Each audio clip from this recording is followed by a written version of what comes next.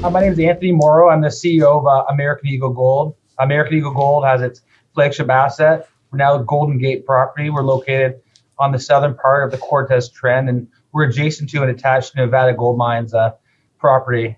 We're just 5 kilometers south of Gold Rush and 10 kilometers south of Cortez Hills. I spoke in May, and one of the reasons why I wanted to come back, I was talking a bit about the geology.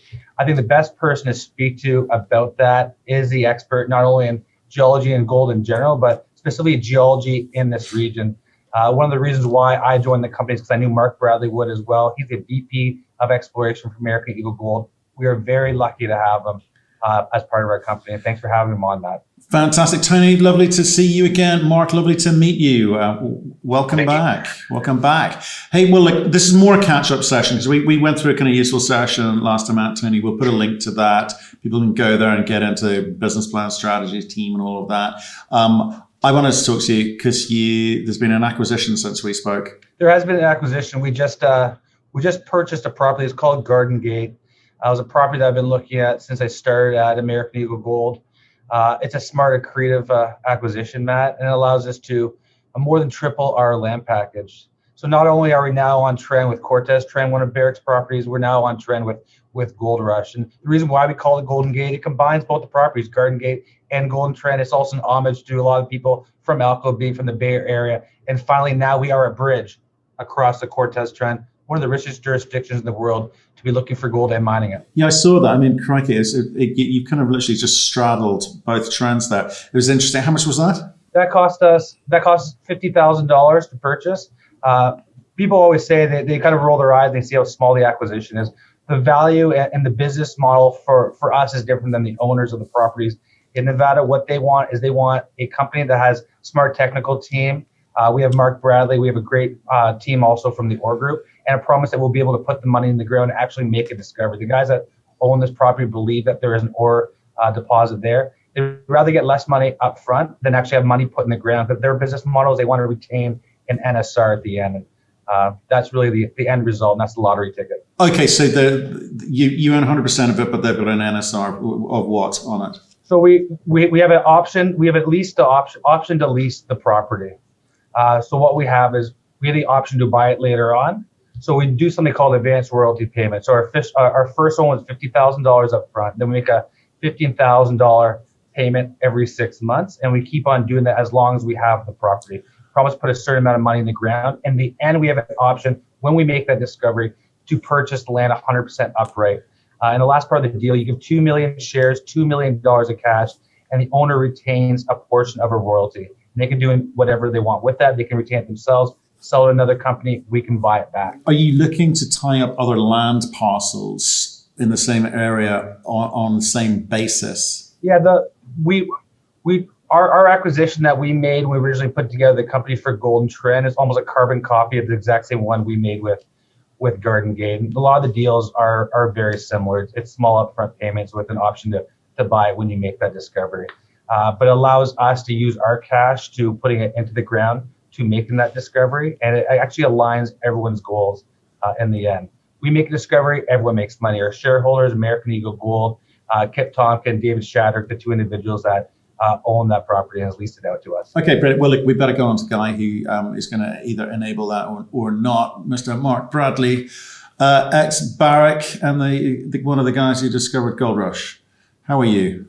Fine, thank you. So how long have you been working in the district? Basically on and off for close to 30 years now. Actually, I started at Cortez when they made the original discovery at the pipeline deposit. And I was on the project team that drilled that out. Then I was responsible for regional exploration for several years in what they called the Cortez Joint Venture Area of Interest. At that time, it was a JV between Placer Dome and Kennecott. So I worked that for several years. Was working on other stuff for a few years after that, but then came back in 2005 with Placer Dome. And then when Placer Dome was acquired by Barrick, I became a Barrick guy. And so I worked at Cortez for about 10 years after that. I was project geologist, senior geologist. Then I took over the Gold Rush project in 2007. We basically made discovery there in 2009, and then we're drilling on that till 2015. So I have quite a lot of background in the Gold Rush deposit and in Cortez deposits in general. Right, and obviously you've joined the team here. Why? Well, one, I wasn't ready to retire yet and was interested in a new challenge.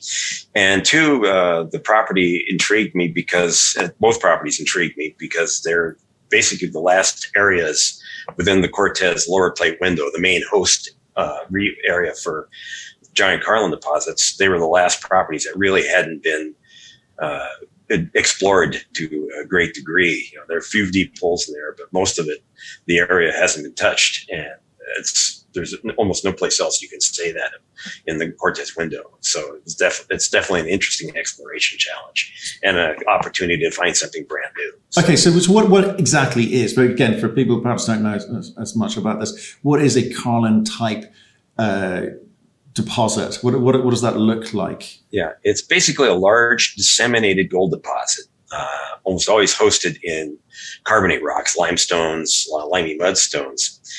And one of the unique features of Carlin deposits, they're remarkably continuous laterally, and they can develop very high grades over large areas. And they're very unique in that respect. It's not like a vein deposit where it's restricted to one structure that you have to track along and for some distance. They're wide areas that are mineralized, and as a result, of course, they're very profitable, either as open pit or underground operations. Okay, so let's go back to Gold Rush. I want to understand, because you're saying there's similarities there from Pipeline, Gold Rush, etc. So what was that? I mean, the scale of it was obviously vast. How did you go about making that discovery, and what were the things you learned from that you think you're going to be able to implement here? Yeah, well, some of the things we've really, in the last 15 years, there's been a real revolution in the understanding of stratigraphy in the Cortez area. We've learned a lot more about the details of stratigraphy in the lower plate carbonates, or the carbonate rocks in the favorable host of the deposits. And this was a critical aspect of how we went after Gold Rush, because we were able to identify a particular horizon within the carbonate rocks as being very favorable, with mineralizations in there continuously and localized within this one sequence. And that gave us an opportunity to expand the deposit very quickly with step-out drilling. And in the case of Golden Trend and even Garden Gate Pass property, these newer stratigraphic understandings had not been applied to the properties. They hadn't been worked with by people who really understood this new geology, this new geological setting.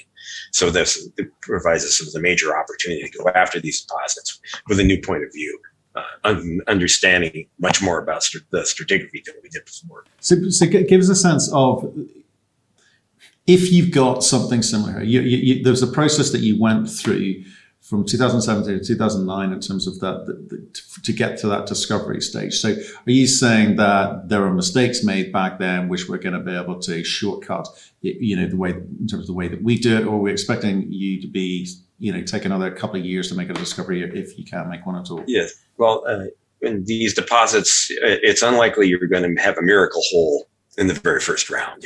They're challenging deposits because they are, particularly now, we're drilling much deeper than we used to. And that's another factor, is that in older exploration programs, the idea was go in and try and find something near surface, hopefully open pitable.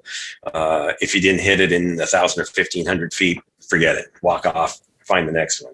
And that was pretty much the mentality of the previous operators. Well, with Gold Rush, if you just blown it off after the first round of 300, 400 meter holes, you never would have found the deposit, or you would have found just a very small part of it.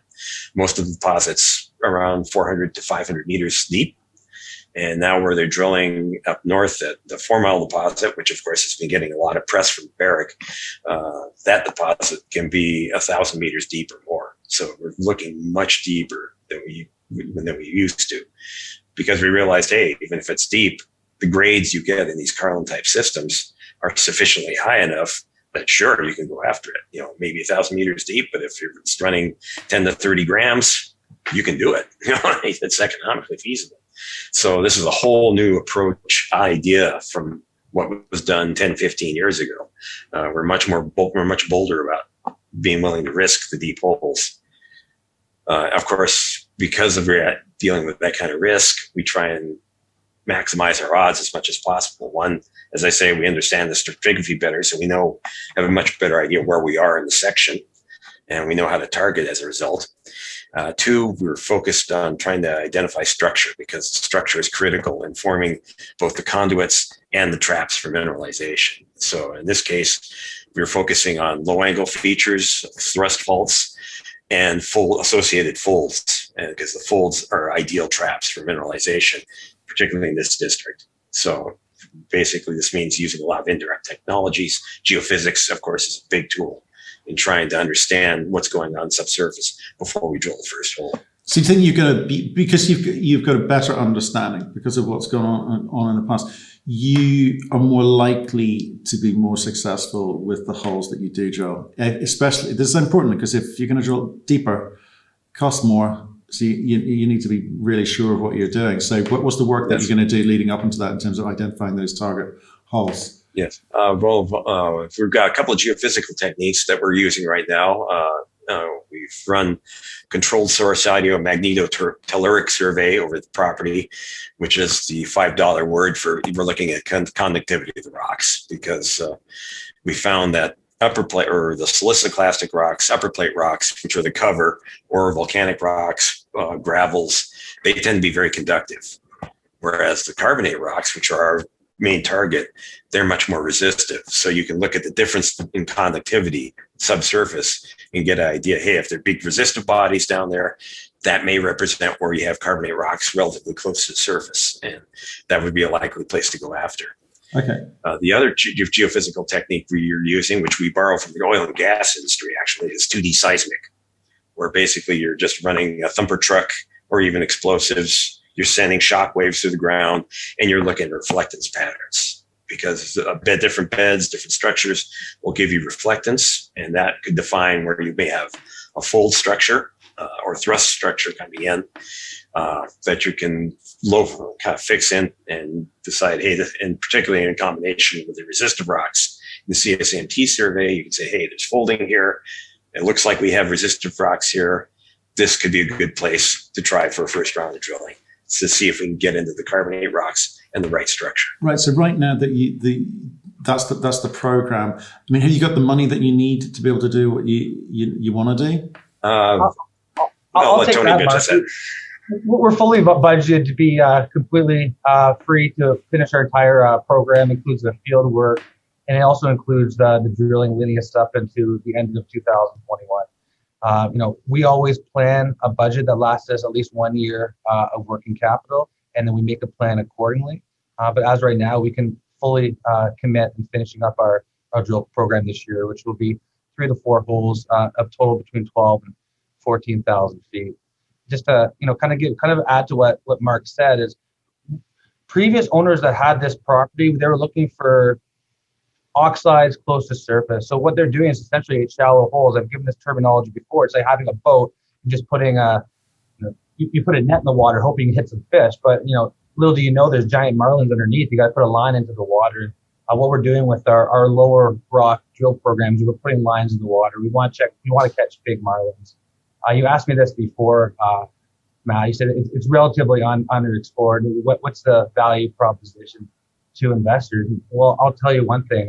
The great thing about Carlin-type deposits in this area, there's no area in the world where there are such large world-class clusters of gold deposits. And you can do one of two things as a junior mining company. You can have a pretty small resource, 600,000 ounces, and you can just wait for gold to go up. It's probably been drilled. Someone probably got rid of it. There's not a whole lot of upside. You're seeing an option for the price of gold. Or you can do what we do. We have a world-class individual like Mark Bradley looking for the gold, knows how to find the gold. And we're also right next to 3 world-class discoveries. And if we hit that drill mineralization hole, I believe our stock will be in very, very good shape. And we want to make a world-class discovery. We want to be in charge of our future here. And that's putting the proper front-end work in there right now and improving our chances to hit mineralization. So, but if I look at, over time, you've had, I think, Pipeline first, then Cortez Hills, then Gold Rush, and then you're just sitting slightly to the sort of southeast of those guys. Is that right? We're actually directly south. We were a little bit We were a little bit west originally with Golden Trend, and with the Garden Gate acquisition, we actually completely south of both Cortez Hills and of Gold Rush.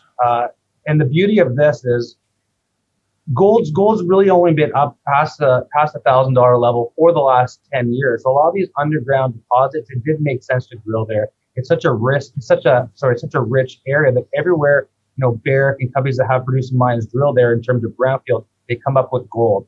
So that creates a business opportunity for us to find a world-class discovery right next door. And what Mark did is Mark helped find that underground deposit. It was the first underground deposit that started from scratch in this area. We believe a lot of the future deposits are going to be like that. Any other underground deposit you see, like Cortez Hills, like Gold Strike, that was just an extension of their open pit.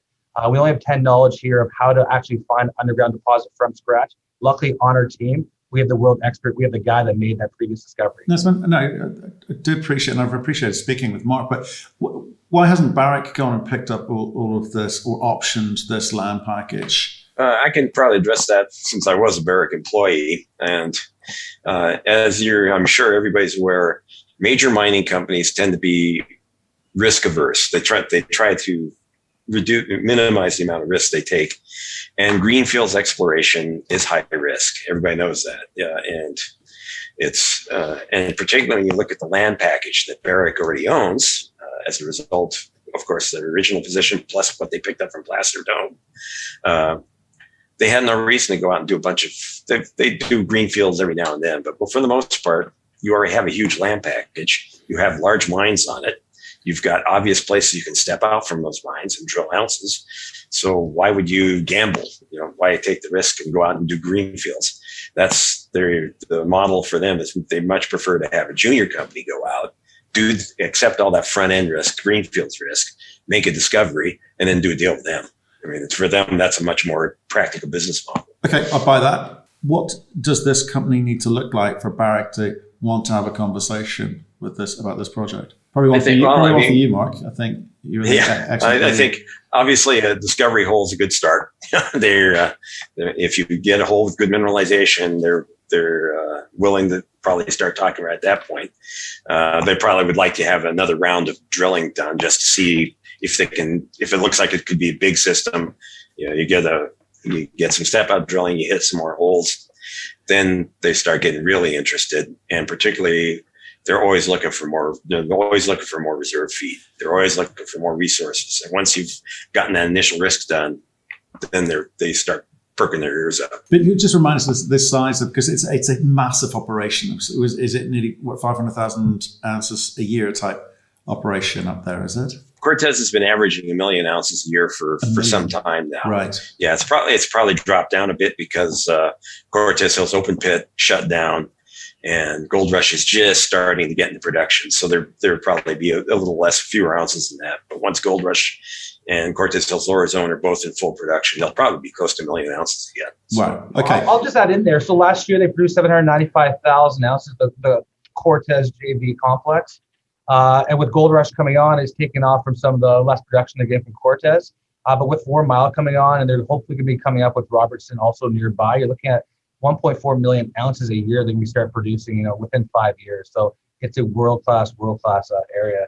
To add one more thing, Matt, people always ask me, well, why doesn't Barrick own that property? It's right attached to them. Well, guess what? There's always a property south of you. So if you keep on buying them, you'll eventually end up in Mexico. So you got to stop somewhere, and you got to allow the people that know what they're doing, the junior companies like us, to make those discoveries. And quite frankly, you just look at it as an investment from someone like Barrick or Newmont.